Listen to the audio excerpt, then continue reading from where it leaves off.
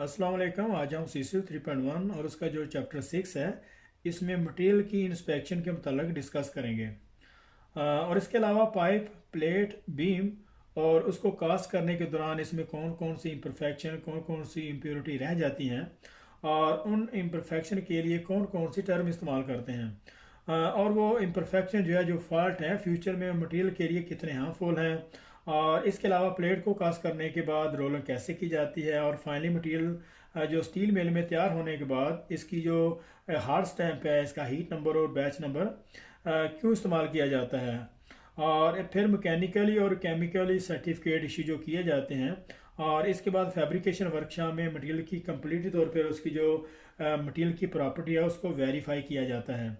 मतलब इस चैप्टर में मटेरियल की मुकम्मल तौर पर ट्रेसेबिलिटी दी हुई है और ये बहुत ज़्यादा इंपॉर्टेंट और इन्फॉर्मेटिव चैप्टर है, तो इसको एंड तक चेक करना है।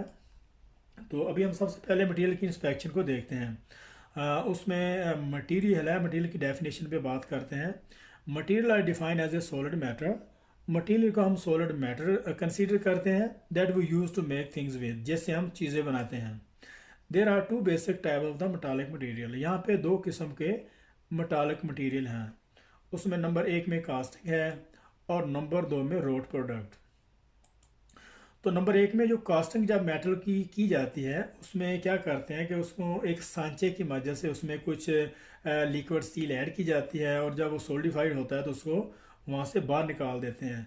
और उसको निकालने के बाद फिर बाकी का उसका जो प्रोसेस है उसमें रोलिंग है, उसकी हार्ड रोलिंग है, उसको रिवर्स मिल के थ्रू उसका जो भी प्रोसेस करते हैं वो कास्टिंग होने के बाद किया जाता है। तो यहाँ पे उन्होंने छोटा सा एक मेथड जो है वो कास्टिंग का एक डेमोन्स्ट्रेट दिया हुआ है यहाँ पे, तो इसको चेक करते हैं। तो ये सरामिक लाइन मोल्ड है। ये जो आप एक डब्बा सा आपको नज़र आ रहा है ए में, ए डायग्राम में एक सरामिक लाइन मोल्ड है। तो इसमें सरामिक का मेटल इस्तेमाल किया गया है मटेरियल को लिक्विड स्टील उसमें ऐड करने के लिए। तो ये सरामिक लाइन मोल्ड इसलिए इस्तेमाल करते हैं क्योंकि इसमें जो लिक्विड स्टील है उसमें मेल्ट नहीं होती, और जैसे अब अगर सोल्डिफाई होने के बाद अगर आपको उसको जब निकालते हैं तो फिर वो इजी से निकल आता है। तो इसलिए जो सरामिक लाइन मोल्ड है, इसके अलावा भी बहुत सारे मेथड हैं, लेकिन यहाँ पे जो है कन्वेंशनल मेथड यही इस्तेमाल किया गया है। और ये सरामिक लाइन मोल्ड, इसका साइज जो है 21 मेट्रिक टन है। बहुत बड़ा ये जो है वो सरामिक लाइन मोल्ड तैयार किया होता है और इसमें बहुत ज़्यादा बड़े साइज का इंगट तैयार हो सकता है। और जब लिक्विड स्टील उसमें ऐड की जाती है तो आप देख रहे हैं कि लिक्विड स्टील इसमें ऐड कर दी गई है। और ये जो नेक पोर्शन इसका टॉप वाला जहाँ पे छोटे छोटे दो ब्लॉक लगे हुए हैं, ये असल में एक नेक का एरिया है और बाद में इसको जो है वो काट दिया जाता है। और इसके बाद जब मेटल सोल्डिफाइड हो गया है तो यहाँ पे आप बी डायग्राम में देख सकते हैं कि यहाँ पे उन्होंने सरामिक लाइन मोल्ड वहाँ से उतार दिया है और यहाँ पे हमारा एक इंगट है वो यहाँ पे पड़ा हुआ है। और इसमें क्या होगा कि जब मटेरियल को, हार्ड मेटल को जब ठंडा हो रहा होता है, जब हार्ड मेटल ठंडा हो रहा होता है तो बहुत सारी इम्प्योरिटी की वजह से मिलकर, बहुत सारी इम्प्योरिटी मिलकर और उसमें जो है जो सरफस पे आ जाती हैं, इंगट के सरफस में आके जमा हो जाती हैं। और उसमें जो है लिक्विड स्टील की भी इम्प्योरिटी हो सकती है, उसमें स्लैग और सल्फर फास्फोरस या फिर उसमें थोड़ा पत्थर जो है वो भी मिक्स हुआ होता है। और इसके अलावा जब उसमें एलिमेंट जो है ऐड किए जाते हैं मटेरियल को, जो डिज़ायर जो उसकी मैकेनिकल प्रॉपर्टी है उस पर लाने के लिए, तो उसकी वजह से भी उसमें इम्प्योरिटी जो है ऐड हो जाती हैं। और इसके बाद है नंबर सी डायग्राम में आप देख सकते हैं कि यहाँ पे उन्होंने, यहाँ पे जो एक जो है वो इंगट तैयार हो गया है और इसकी जो नेक पोर्शन है वो यहाँ से काट दिया गया है। और काटने के बाद भी उसकी जो प्राइमरी जो इम्प्योरिटी है वो तो काट दी गई हैं, प्राइमरी पाइप जो है यहाँ से काट दिए गए हैं, लेकिन उसके बावजूद भी कुछ जो है सेकेंडरी पाइप इसमें मौजूद हैं। तो अब ये हमारा जो इंगट है ये बिल्कुल हार्ड रोलिंग के लिए और रिवर्स मिल के प्रोसेस से गुजरने के लिए तैयार है। अब ये इसको प्लेट आप बना सकते हैं, इसको बीम की शक्ल में भी लेके आ सकते हैं। जो आपको जो है प्रोडक्ट चाहिए यहाँ से अब तैयार हो सकती है। तो चलिए अभी पीछे अभी हम इसको फाइनली इसको चेक करते हैं तफसील से ही वो क्या कहना चाह रहा है। तो कास्टिंग पे अभी हमने बात की है और इसके बाद है नंबर 2 में रोड प्रोडक्ट। तो रोड प्रोडक्ट वो प्रोडक्ट है कि जब मटेरियल फाइनली तौर पर तैयार हो जाता है। And most metal and alike means life in the form of the casting and may remain as a cast product. यहाँ तक बहुत सारे मेटल हैं, उनकी जब लाइफ है वो कास्टिंग से शुरू होती है और फिर वो कास्टिंग में ही रह जाते हैं, जिसको हम कास्ट प्रोडक्ट कहते हैं। मटेरियल विद लिटल और नो डक्टिलिटी और मेलेबिलिटी, जिन मटेरियल में थोड़ी लचक होती है जिसको डक्टिलिटी कहते हैं, या फिर बिल्कुल लचक नहीं होती, या फिर malleability are normally form in this way. Malleability material की वो नेचुरल कंडीशन है कि अगर हम उसको दबाते, अगर हम गुब्बारा पकड़ कर हम दोनों हाथों से दबाते हैं, इस तरीके से मटेरियल को भी दबाया जा सके।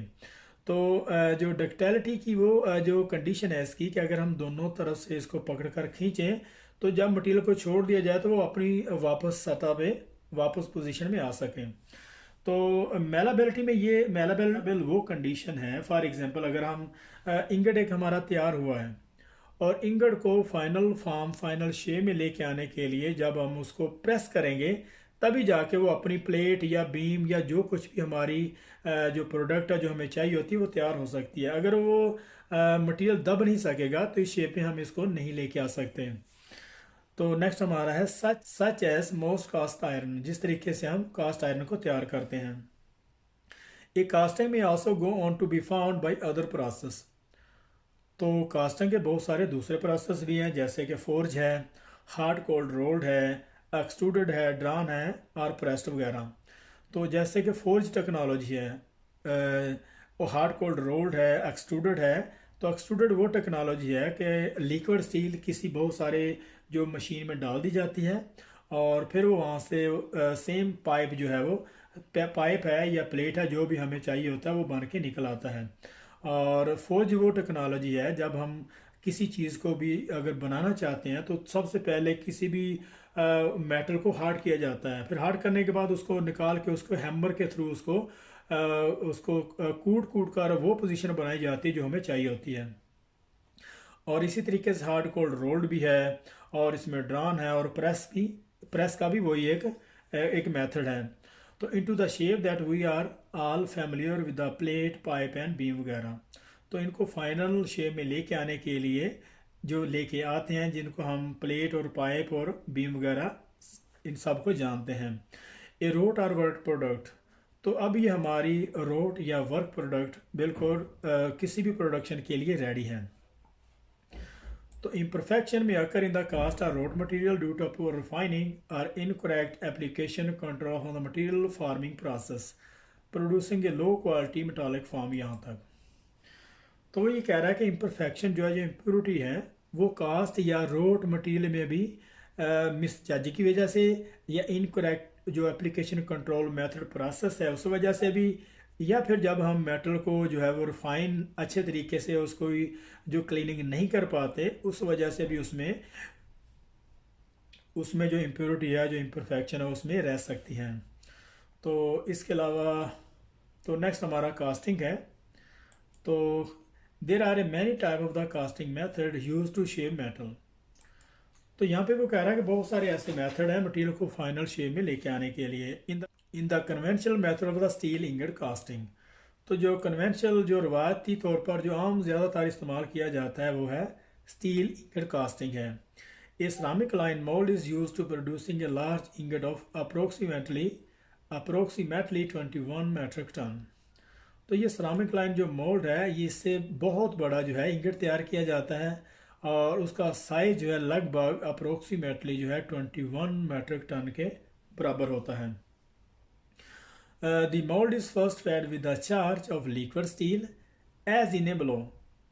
तो ये जो मोल्ड है इसको सबसे पहले क्या करते हैं कि लिक्विड स्टील से इसको फिल किया जाता है, जैसे नीचे उन्होंने डायग्राम में दिखाया। तो during the solidification of the process a primary pipe will be formed at the final point of the cooling and solidification at the center at the surface of the ingot and is caused by the difference in volume between steel in the liquid and solid state। यहाँ तक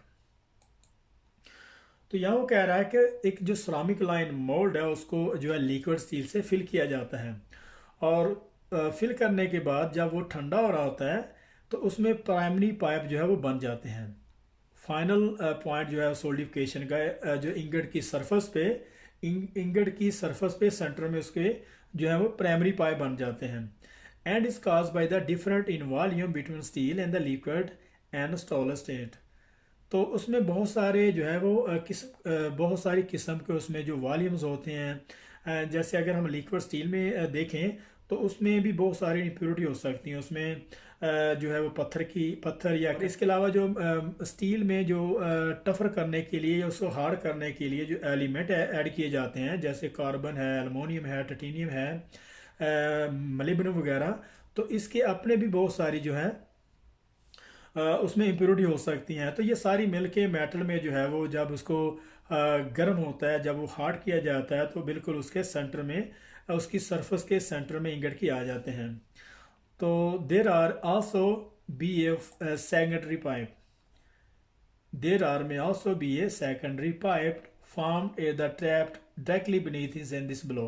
यहाँ तक तो बिल्कुल उसी position में बिल्कुल उसके सेम नीचे जो है सेकेंडरी पाइप भी बन सकते हैं, जैसे उन्होंने नीचे दिखाया हुआ है।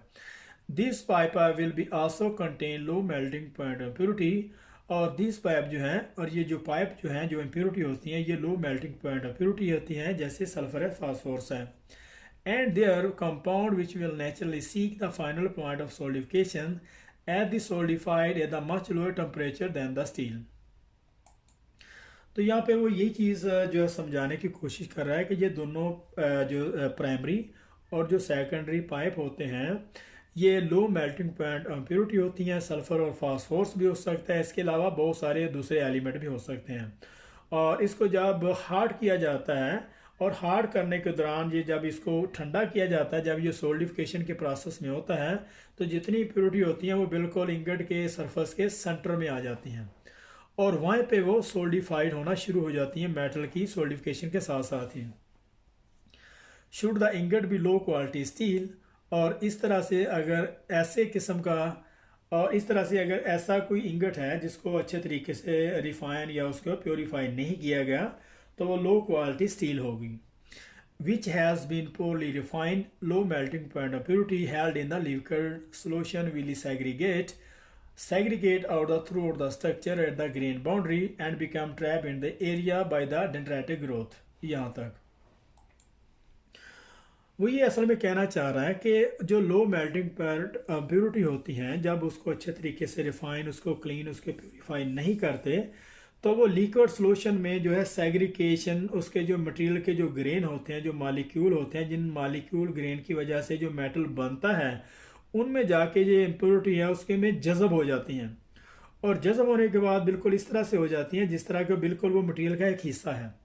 और फिर बाद में जब उसको रोलिंग का प्रोसेस या बाकी के heating, hard cooling, rolling, reverse mill के थ्रू प्रोसेस जो किए जाते हैं, उसकी वजह से वो बाद में फिर वो अपीयर होते हैं और वहाँ पे वो प्रॉब्लम करते हैं।